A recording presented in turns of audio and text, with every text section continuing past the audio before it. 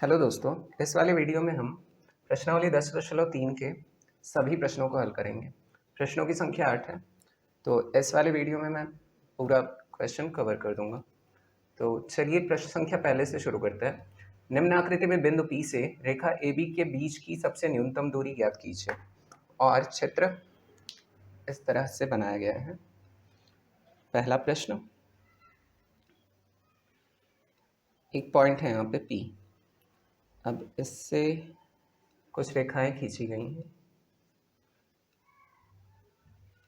इस प्रकार।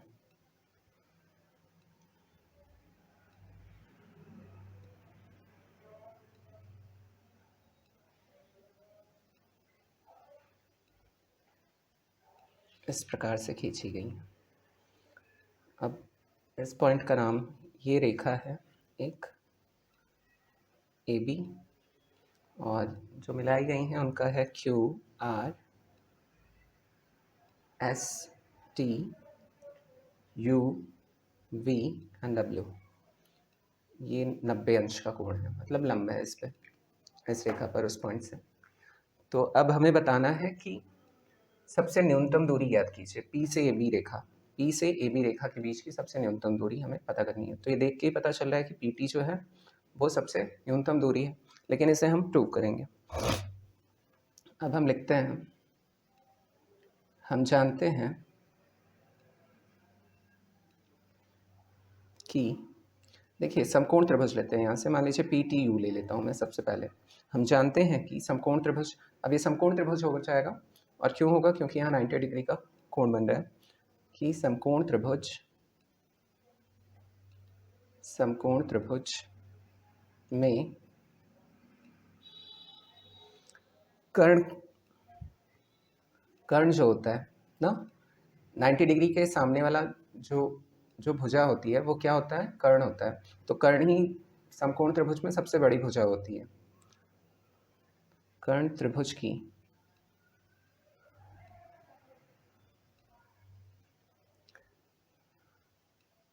सबसे बड़ी भुजा होती है।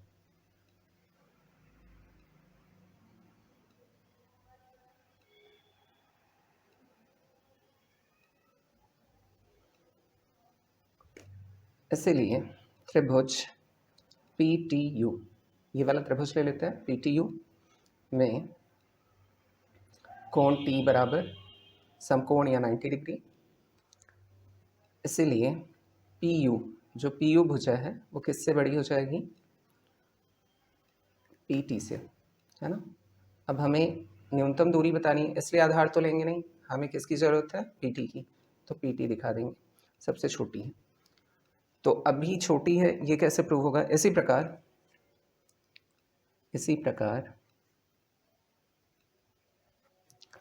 PT को लंब मानकर अन्य त्रिभुजों से तुलना करने पर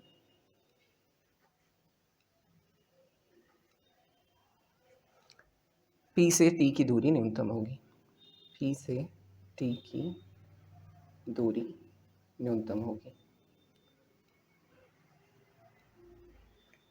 ये हो गया उत्तर, मतलब PT जो है वो सबसे कम दूरी का है। अब देखिए, अगर अन्य त्रिभुज भी लें हम, यहाँ से मान लीजिए मैं PTS ले लेता हूँ, उसके बाद PTR ले लेता हूँ, और इधर से PTB ले लेता हूँ, तो जो कर्ण होगा वो हमेशा क्या होगा, लंब से बड़ा ही होगा। तो इससे ये प्रूव होता है कि PT जो है वो P से लेके इस AB रेखा पर सबसे न्यूनतम दूरी, सबसे कम दूरी तय करेगा। तो ये हो गया पहले प्रश्न का उत्तर। दूसरे प्रश्न की तरफ बढ़ते हैं। दूसरा प्रश्न है, समान वृत्त के केंद्र पर बराबर जीवाओं द्वारा अंतरित कोण क्या होगा। अब प्रश्न संख्या 2 देख लेते हैं।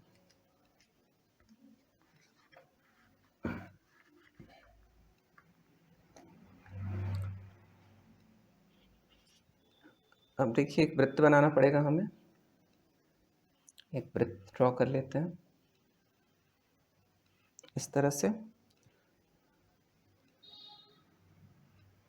और क्वेश्चन कह रहा है जीवाओं द्वारा अंतरित कोण क्या होगा समान वृत्त के केंद्र पर।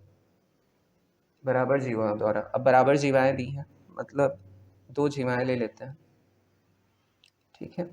ये ए बी बराबर सी डी होगा, ऐसा ले लिया। अब अंतरित कोण क्या होगा, मतलब यहाँ पर जो इस प्रकार से मिला दें तो ये वाला कोण क्या होगा, ये हमें बताना है। तो चलिए, यहाँ हमने बनाया हुआ है चित्र, तो माना ओ केंद्र वाले वृत्त की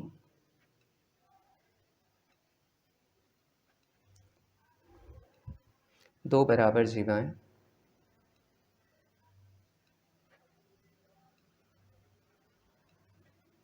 क्रमशः ए बी और सी डी है।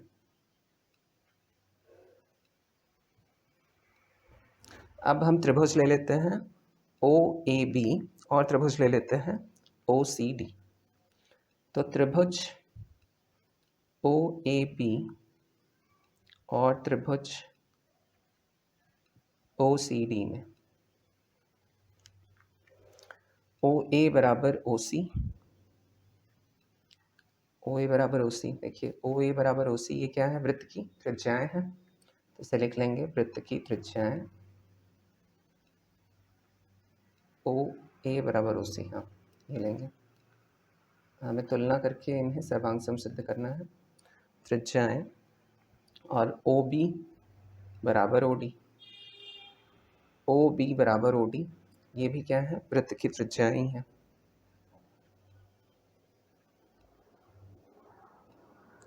और यहाँ पर दिया हुआ है क्या, दो बराबर जीवाएं हैं, मतलब ए बी बराबर सी डी है, ये दिया है ए बी बराबर सी डी, ये दिया हुआ है।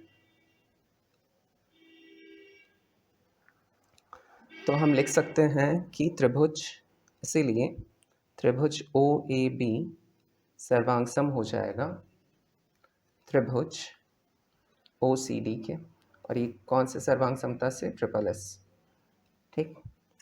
अब हम लिख सकते हैं, अगर देखिए दो त्रिभुज सर्वांग सम सिद्ध हो गए तो इनके जो कोण होंगे, संगत कोण और संगत भुजाएं सारी क्या हो जाएंगी, बराबर हो जाएंगी। तो हम लिख सकते हैं कि ये कोण बराबर ये कोण, तो इसीलिए हम लिख देंगे कि कोण ए ओ बी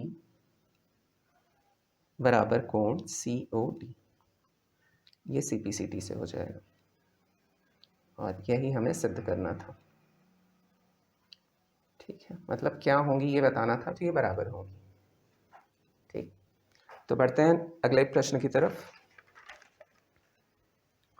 अगला प्रश्न दिया है, एक वृत्त के चाप ए बी और सी डी इस प्रकार है कि चाप ए बी बराबर चाप सी डी, तब ए बी और सी डी की लंबाइयों का अनुपात क्या होगा।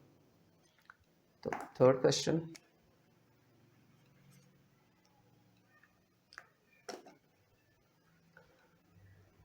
एक वृत्त हम बनाते हैं पहले समझने के लिए प्रश्न को। तो एक वृत्त बना लेते हैं और चाप ले लेते हैं। अब चाप जो है वो क्या होता है, ये बता देता हूँ आप लोगों को। ये केंद्र ले लेते हैं O, और ये ले लेते हैं ए बी, और ये हो गया सी डी। अब देखिए यहाँ पे चाप क्या है, ये तो हमारा क्या है, जीवा है। ये जो इस पॉइंट से हमने ऐसी आकृति ये खींची है ना, यही चाप कहलाता है, ठीक है। ये मैंने हाईलाइट कर दिया, आप लोग समझ जाएंगे तब। अब ये चित्र बन गया, तो जो जो दिया है वो लिख लेते हैं। दिया है चाप ए बी बराबर चाप सी डी, ज्ञात करना है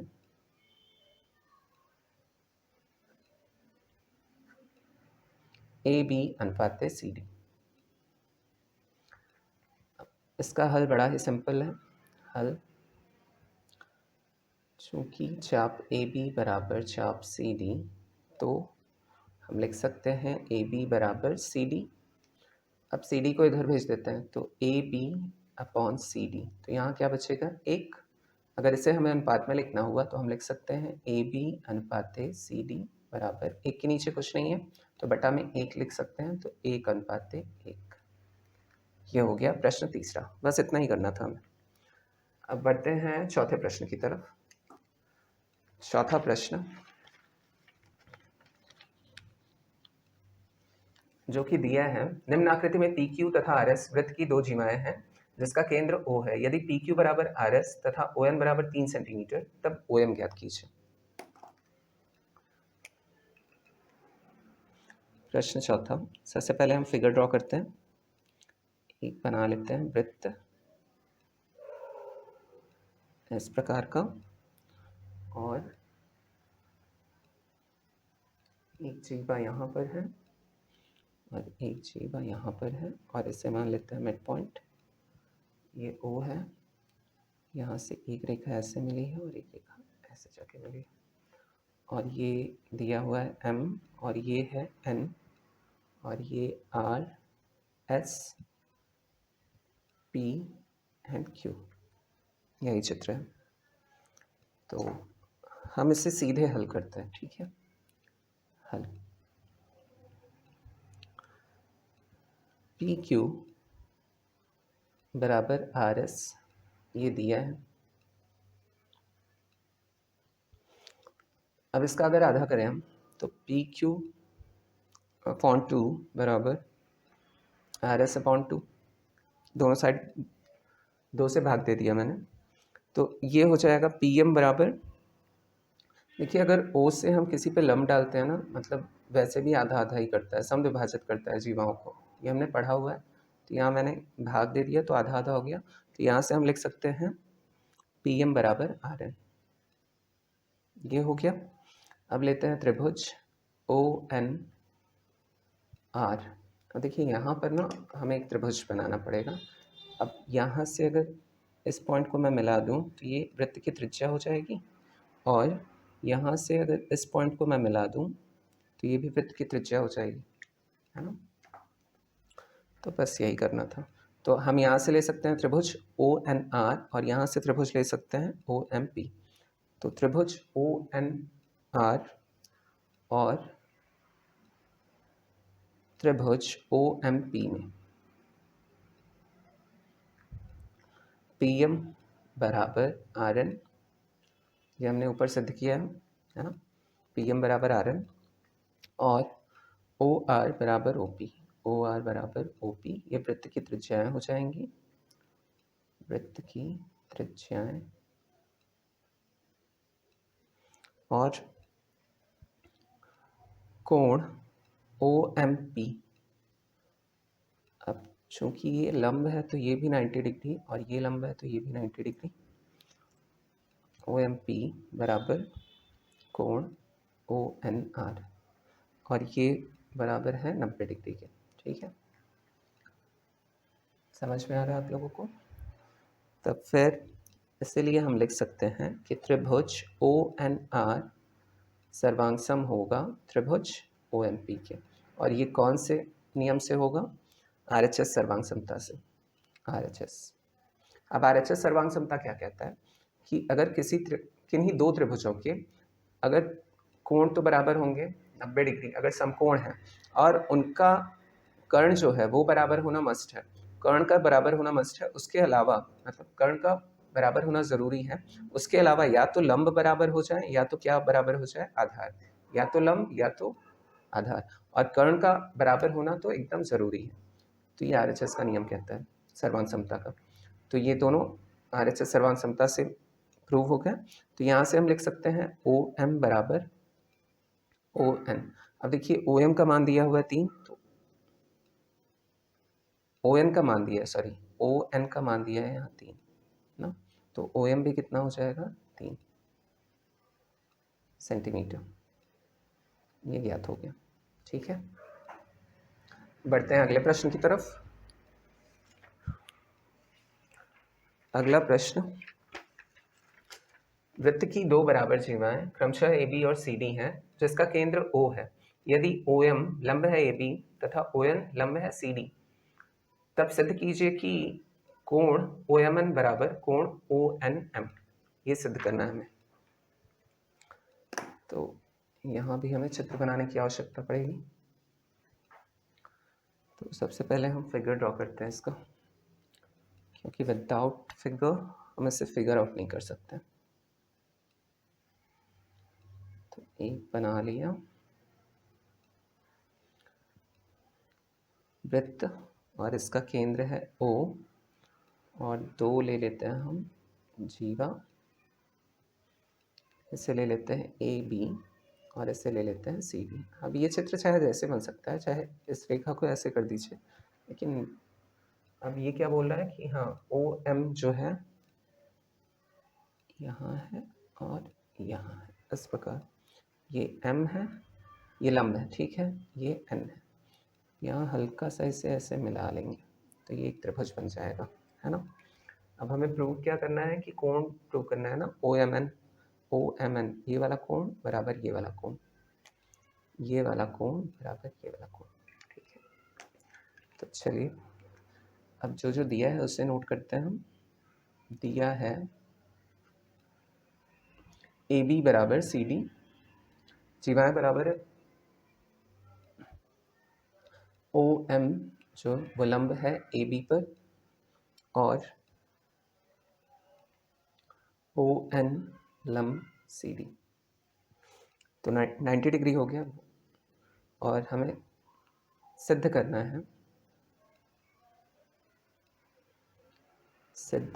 है कोण OMN बराबर कोण ONM, यही सिद्ध करना है। तो हल करते हैं इसे। OM बराबर ON,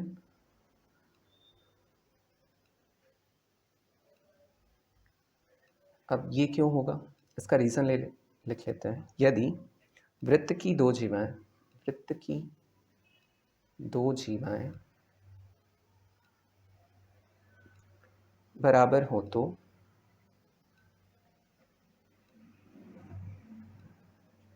केंद्र से उनकी दूरी बराबर होगी। यदि वृत्त की दो जीवाएं अगर किसी वृत्त में दो जीवाएं अगर बराबर होंगी तो केंद्र से उनकी दूरी जब भी हम ज्ञात करेंगे तो दोनों क्या हो जाएंगी, बराबर हो जाएंगी। ये फैक्ट है, तो इसे याद रखिएगा। केंद्र से बराबर हो तो केंद्र से उनकी दूरी बराबर हो, उनकी दूरी बराबर होंगी, ये लिख लिया हमने।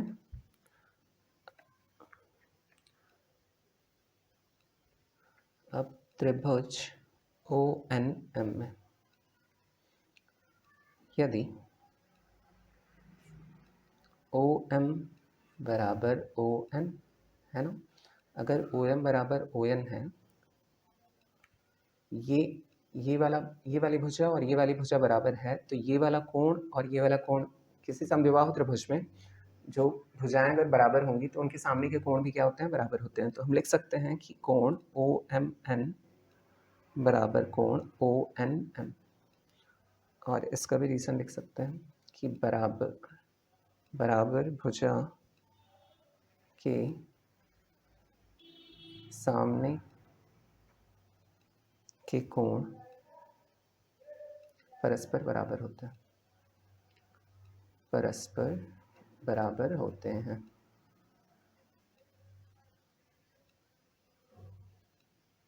हो गया। और यही हमें सिद्ध करना था। तो 10.3 के जो क्वेश्चन है ना वो सिंपल ही हैं, ज़्यादा कठिन नहीं है। और प्रश्न संख्या 8 जो है वो थोड़ा डिफरेंट है, तो कैसे होगा मैं आप लोगों को आगे बताऊंगा। तो चलिए नेक्स्ट क्वेश्चन की तरफ बढ़ते हैं, छठे प्रश्न की तरफ। छठा प्रश्न दिया है, यदि वृत्त की दो जीवाएं जिनका एक उभयनिष्ठ अंतःबिंदु है वे उभयनिष्ठ अंतःबिंदु से व्यास से समान कोण पर झुकी हों, तब सिद्ध कीजिए कि जीवाएं बराबर होंगी। ये थोड़ा, चलिए प्रश्न संख्या 6। एक वृत्त बना लेते हैं हम। सबसे पहला काम इस प्रकार से, इसका केंद्र भी O ही लेते हैं। अब फिर बोल रहा है कि वे उभयनिष्ठ अंतःबिंदु के व्यास से समान कोण पर झुकी। हाँ, तो सबसे पहले एक व्यास खींच लेते हैं, व्यास वाली रेखा, और दो जो जीवाएं हैं ना वो इससे बराबर कोण पे झुकी हुई हैं, और अंतःबिंदु मतलब दोनों के एक ही बिंदु, बोल रहा है ना अंतः बिंदु है, वे उभयनिष्ठ अंतः बिंदु से, उभयनिष्ठ है मतलब इसी पॉइंट से होके दोनों जीवाएं जा रही हैं, और ये कोण बराबर ये कोण, कहने का मतलब कि जो इस पे दिया हुआ है कि अंतः बिंदु है, व्यास से समान कोण पर झुकी हूँ, मतलब व्यास से इनका जो झुकाव है वो बराबर है। तो ये ले लेते हैं ए, ऐसे ले लेते हैं बी, और ऐसे डी, और ये सी। ठीक है, अब यहाँ ना हल्का हम त्रिभुज जैसा बना लेते हैं। अब बताता हूँ कि इसे क्यों बनाया है और कैसे हम इसे प्रूव कर सकते हैं। तो ये बन गया चित्र। अब चलिए हल करते हैं। माना ओ केंद्र वाले वृत्त में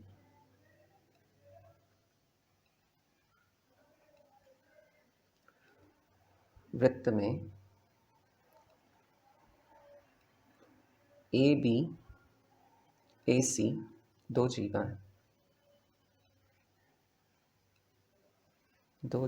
हैं और ए डी व्यास है।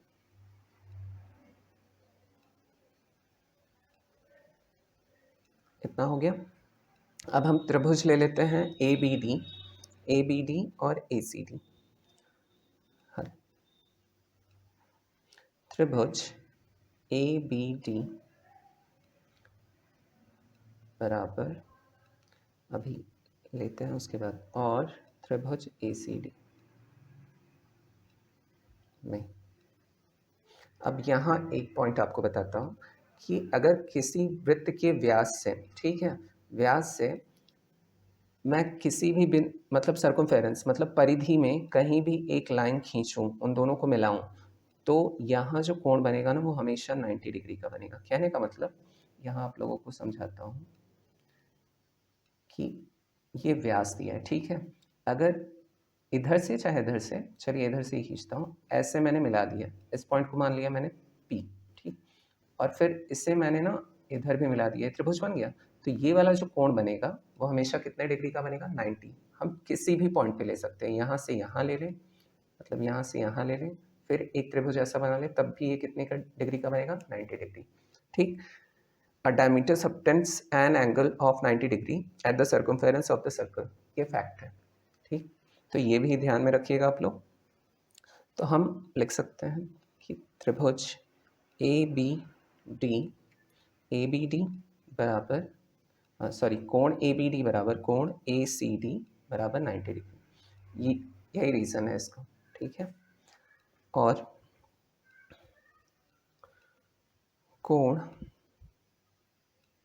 बी ए डी बराबर कोण सी ए डी, ये दिया हुआ है। इसका भी झुकाव व्यास की तरफ बराबर है और इसका झुकाव भी व्यास की तरफ बराबर ही है। तो ये वाला कोण बराबर ये वाला कोण, ये दिया है, प्रश्न में दिया है।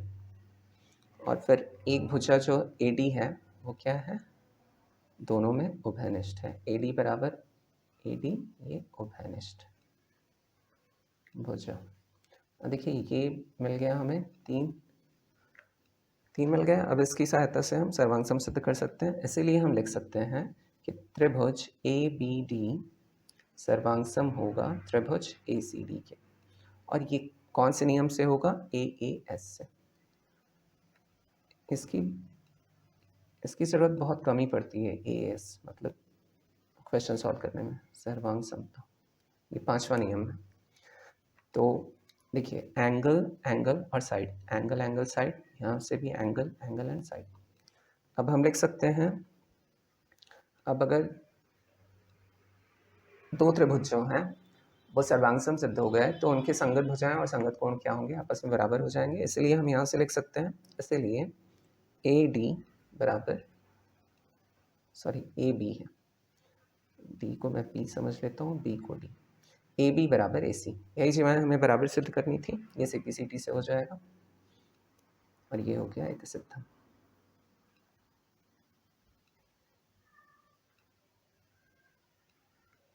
ठीक, तो ये 6वां प्रश्न हो गया। चलिए बढ़ते हैं 7वें प्रश्न की तरफ। 7वां प्रश्न दिया है, भुजा ओडी वृत्त की जीवा ए बी पर लंब है जिसका केंद्र ओ है। यदि बी सी व्यास है तब सिद्ध कीजिए कि सी ए बराबर 2 OD है। ये सिद्ध करना है हमें। तो चित्र बना लेते हैं सबसे पहले, और ये चित्र बनेगा 7वें प्रश्न की तरफ। ये चित्र है कुछ इस तरह से बनेगा। एक वृत्त ले लेते हैं, इसका केंद्र भी O ही लेते हैं, और बोल रहा है कि भुजा ओडी वृत्त की जीवा AB पर लंब है, इसका केंद्र O, ये भी BC व्यास है। BC को व्यास ले लेते हैं, चलिए व्यास ले लिया B और C,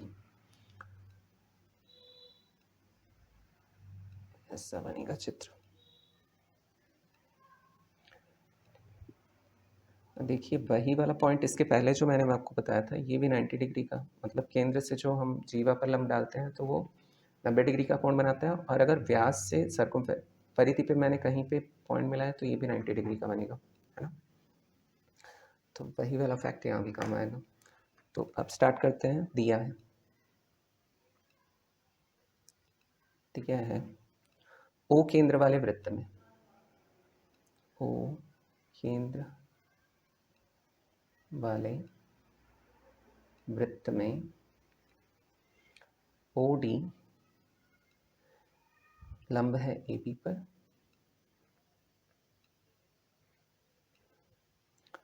और BC व्यास है। इतना दिया है, सिद्ध करना है हमें।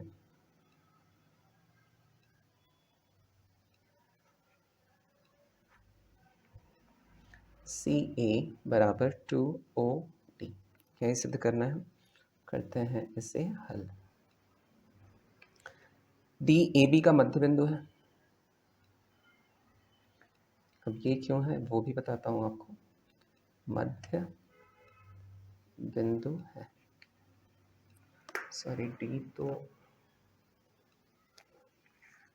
D यहाँ पर है, ठीक है, और मैंने कंप्लीट किया ही नहीं था। AB D यहाँ पर है, मध्य बिंदु है। वृत्त के केंद्र से जीवा पर डाला गया लंब जीवा को समद्विभाजित करता है, ये हमें पता है ना। तो ये मध्य बिंदु हो जाएगा। तो इसका रीजन हम लिख सकते हैं कि वृत्त के केंद्र से जीवा पर डाला गया लंब जीवा को समद्विभाजित करता है, विभाजित करता है।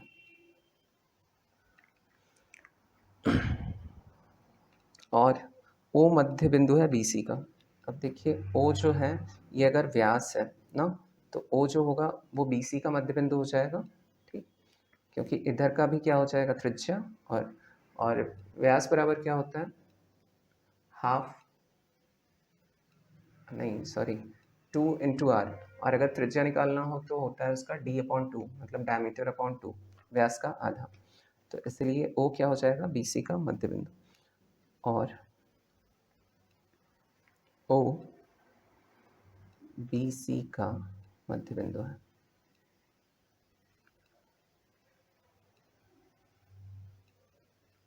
इतना लिख लिया। अब लेते हैं त्रिभुज BAC में, BAC में, ठीक है।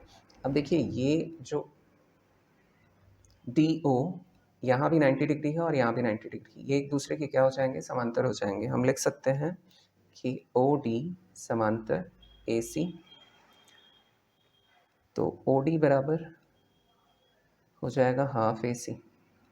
ये कौन सा प्रमेय कहता है, मध्य बिंदु प्रमेय कहता है। इसके पहले वाले एक्सरसाइजेस में मैंने करवाए हुए हैं मध्य बिंदु प्रमेय। मध्य बिंदु का प्रमेय कहता है कि अगर किसी त्रिभुज के जो मिड पॉइंट होते हैं उन्हें मिला दिया जाए तो सामने वाली भुजा के क्या हो जाते हैं, समांतर हो जाते हैं, ठीक, सामने वाली भुजा के समांतर होते हैं, और ये वाली जो भुजा है, छोटी वाली भुजा, वो बड़ी वाली भुजा के कितने होता है, हाफ के बराबर होता है। तो ये मध्य बिंदु मिड पॉइंट थ्योरम कहता है। तो यहाँ से हम देखिए अब यही सिद्ध करना था हमें। 2 का गुणा इधर कर देते हैं तो सी ए बराबर क्या हो जाएगा, 2 का गुणा इधर हो जाएगा तो सी ए, इसे ए सी लिखिए चाहे सी ए, और 2 का गुणा इधर हो गया तो ओ डी। यही हमें सिद्ध करना था, तो ये इति सिद्ध था। अब नेक्स्ट वाले क्वेश्चन की तरफ बढ़ने से पहले देखिए इस क्वेश्चन में थोड़ा सा गड़बड़ है। अब वो क्या गड़बड़ है मैं आप लोगों को बताता हूँ। ये प्रश्न दिया है, यदि वृत्त की 2 बराबर जीवाएं वृत्त में परस्पर प्रतिच्छेद करती हैं तब सिद्ध कीजिए कि जीवा का वृत्तखंड अन्य जीवा के संगत वृत्तखंड के बराबर होगा। यहाँ जो वृत्तखंड दिया है ना, यही प्रॉब्लम है। यहाँ सिर्फ खंड देना चाहिए था, वृत्तखंड देगा तो वो क्या प्रॉब्लम आएगी मैं आप लोगों को समझाता हूँ, उसके बाद इसे सिद्ध करते हैं। तो 8th वाला क्वेश्चन है। अब एक चित्र बना लेते हैं, फिर चित्र की सहायता से मैं आप लोगों को समझाता हूँ कि इसे सिद्ध करने में क्या प्रॉब्लम आएगी। तो इसका केंद्र ले लेता हूँ O, और बोल रहा है कि यदि वृत्त की 2 बराबर जीवाएं वृत्त में परस्पर प्रतिच्छेद करती हैं, तो परस्पर प्रतिच्छेद करती हैं तो चलिए कहीं पर प्रतिच्छेद करा देते हैं, यहाँ पे करा दिया मैंने इस पॉइंट पे, ठीक है। अब ये ले लेते हैं ए बी और इससे ले लेते हैं सी डी, ठीक। अब यहाँ जो वृत्तखंड दिया है, वृत्तखंड का मतलब ये वाला जो एरिया है ना इसका, वो इस वाले एरिया के बराबर सिद्ध करना। तो ये जो क्वेश्चन है वो आपका पहुंच जाएगा 11th और 12th के सिलेबस में। तो वृत्तखंड की जगह मुझे लग रहा है यहाँ खंड छपना चाहिए था, तो मैं खंड मान के इसे प्रूव कर रहा हूँ, वरना वृत्तखंड निकालने के लिए फिर वो फॉर्मूला आपके बुक में दिया ही नहीं है, ठीक। तो चलिए हमें यहाँ सिद्ध करना है कि ए, यहाँ इस पॉइंट को भी ले लेते हैं हम, इसका नाम दे देते हैं ई, ठीक है। ए ई बराबर डी ई और ई सी बराबर ई बी, यही हमें सिद्ध करना है। यहाँ से खंडों को सिद्ध करना है, न कि वृत्त खंडों को। अब एक छोटा सा यहाँ पर हम अपने से त्रिभुज ऐसे बना लेते हैं, ठीक। ये बन गया, और इसे मिला लेते हैं ओ सी, ओ ई बना लेते हैं, और इस पॉइंट का नाम दे देते हैं एम और इसे दे देते हैं एन। अब सिद्ध हो जाएगा। माना अब हमने कुछ बनाया हुआ है तो मान के चलते हैं, माना ए बी और सी डी किसी दिए गए वृत्त की 2 बराबर जीवाएं हैं, 2 बराबर जीवाएं हैं और एक दूसरे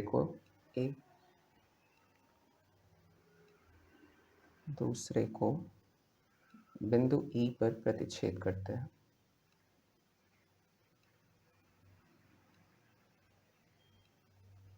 प्रतिच्छेद करते हैं।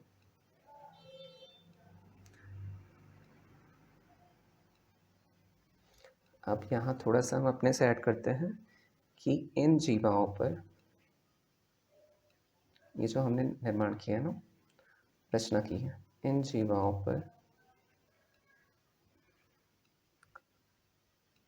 लंब डाला है मैंने, इस पे भी, ए बी पे भी और सी डी पे भी, लंब ओ एम और ओ एन खींचिए।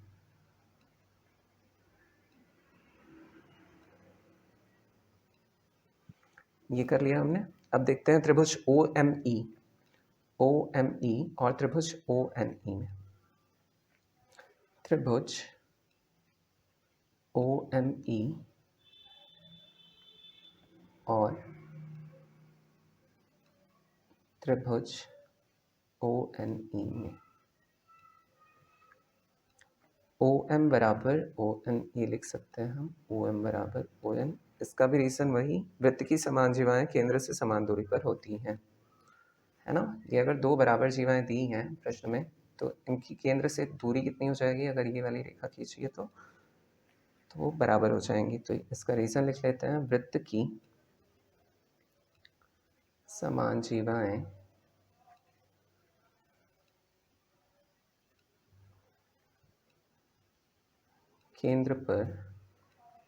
केंद्र से समान दूरी पर होती है।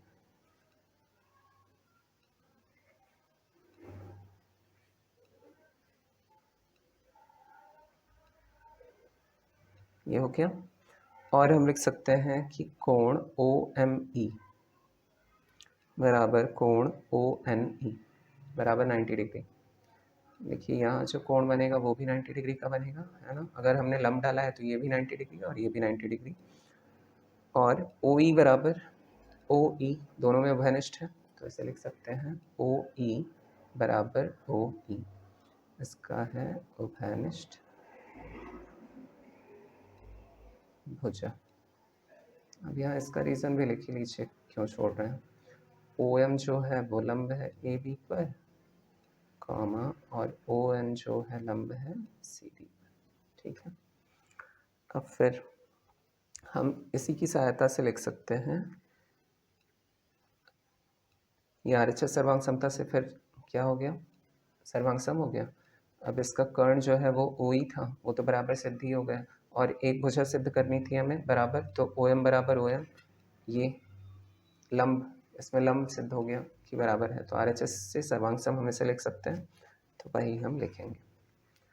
तो हो जाएगा, इसीलिए त्रिभुज OME सर्वांग सम होगा त्रिभुज ONE के, और ये कौन से नियम से, RHS से, ठीक है। अब अगर सर्वांग सम त्रिभुज सिद्ध हो गए तो इनकी संगत भुजाएं बराबर हो जाएंगी, तो यहाँ से ME बराबर NE, ये हो गया CT, इसे मान लेते हैं समीकरण नंबर 1, ठीक है। तो OM बराबर, सॉरी, ME बराबर NE, ये हमने बराबर सिद्ध कर लिया, तो ये इसे मान लेते हैं समीकरण नंबर 1। फिर आगे, अब जीवाएं बराबर दी हैं तो वो ले लेते हैं AB बराबर CD ना, दिया है तो इसका हाफ कर लेते हैं, तो हाफ AB बराबर हाफ CD, या बटा 2 कर देंगे तो भी, दोनों तरफ मैंने क्या किया, 2 से भाग दे दिया, तो ये किसके बराबर हो जाएगा, AM यहाँ से BN, ठीक। अगर AB का हाफ कर रहा हूँ मैं, तो O जो है वो क्या है, इस पे जब लंब डालेंगे तो इसे समविभाजित करेगा, ये हमें पता है, तो यहाँ से हम लिख सकते हैं AM बराबर BN, तो यही हम यहाँ से लिख लेंगे, तो AM बराबर BN, और इसे मान लेते हैं कि जो दिया वाला है इसे समीकरण 2 मानिएगा और इसे समीकरण 3 मान लीजिएगा, ठीक। अब समीकरण 1 व समीकरण 3 को जोड़ने पर, समीकरण 1 व 3 को जोड़ते हैं, समीकरण 1 व समीकरण 3 को जोड़ने पर देखिए क्या आएगा, ME प्लस बाएं पक्ष को बाएं पक्ष से जोड़ेंगे प्लस AM बराबर NE प्लस BN। अब ये आ जाएगा हमारा AE और DE, देखिए कैसे, अगर ME में मैं AM को जोड़ रहा हूँ तो ये AE हो जाएगा, और ऐसे ही NE में अगर DN को जोड़ रहा हूँ तो ये क्या हो जाएगा, DE। तो इसे हम लिख सकते हैं AE बराबर DE, और इसे मान लेते हैं हम समीकरण नंबर 4। अब इतने जो समीकरण मान रहे हैं वो सब काम में आएंगे। अब समीकरण 2 में से समीकरण 4 को घटाने पर, समीकरण 2 में से, 2 में मैं 4 को घटा रहा हूँ, समीकरण 2 में से समीकरण 4 को घटाने पर, अब AB में से हम AE को माइनस करेंगे, AB माइनस AE बराबर CD माइनस DE, तो हमें क्या मिल जाएगा, EB बराबर EC। अब देखिए यही तो हमें प्रूव करना था ना, यहाँ देखिए AB में से अगर मैं ए ई को निकाल दूँ तो यहाँ से ई बी बच जाएगा, और सी डी में से अगर मैं डी ई को निकाल दूँ तो क्या है, ई सी बच जाएगा। तो हमें सिर्फ यही सिद्ध करना था कि ए ई बराबर डी ई और ई सी बराबर ई बी, ये दोनों हमने सिद्ध कर दिए। अब यहाँ हम आगे लिख लेंगे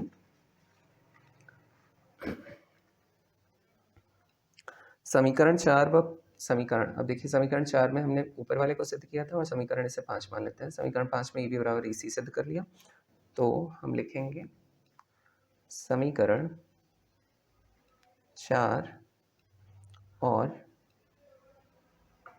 समीकरण 5 से सिद्ध होता है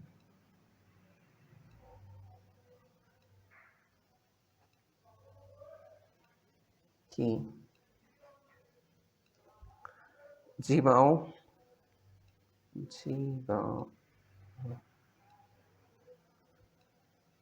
ए बी और सी डी, ए बी और सी डी के संगत खंड, यहाँ देखिए मैं वृत्तखंड नहीं लिख रहा हूँ, क्यों, मैंने रीज़न पहले ही बताया हुआ है। तो संगत खंड एक दूसरे के बराबर है, एक दूसरे के बराबर है। तो मैंने क्वेश्चन में पहले ही आप लोगों को समझा दिया था कि यहाँ वृत्तखंड अगर लेंगे तो हमें क्या प्रॉब्लम हो सकती है। वैसे भी यहाँ वृत्तखंड तो बन नहीं रहा है, त्रिज्यखंड बन रहा है, तो वैसे भी सिद्ध कर सकते थे ये वृत्तखंड बराबर ये वृत्तखंड, इसका निकाल लेते, ये पूरा निकाल के अगर ये माइनस कर देते तो ये बराबर ये सिद्ध हो जाता, लेकिन वो मतलब बड़ी क्लासेस के लिए है। तो मुझे लग रहा है क्वेश्चन गलती से इसमें आ गया है, या तो फिर खंड की जगह वृत्तखंड छपा है। तो ये वाला एक्सरसाइज 10.2 एक ही वीडियो में कवर हो गया है। तो नेक्स्ट वाला देखिए मैं 2-3 दिन में अपलोड करने की कोशिश करूँगा, जो 10.4 है, शायद आखिरी है। तो फिर चलिए मिलते हैं अगली वीडियो में। Thanks for watching video, take care, bye bye.